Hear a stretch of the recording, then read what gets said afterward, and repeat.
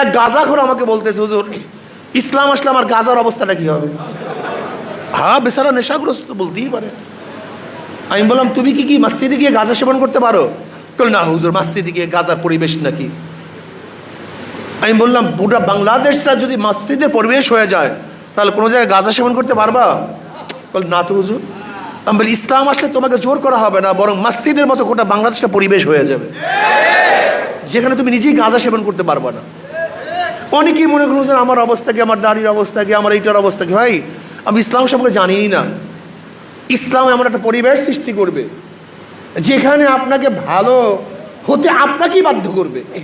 আপনি ভালো হতে যাবেন, আপনাকে প্রেশার দেওয়ার কিচ্ছু নাই, বরং আপনাকেই আপনি মনে করবেন, উফ, আমি আর খারাপ থাকবো না, আমি আর ঘুষ খাবো না, আমি আর চুরি করবো না, আমি আর ডাকাতি করবো না, আমি ইবটিজিং করবো না, আমি ধর্ষণ করবো না। এটা আপনিই বলবেন। এই পরিবেশ আমরা সৃষ্টি করতে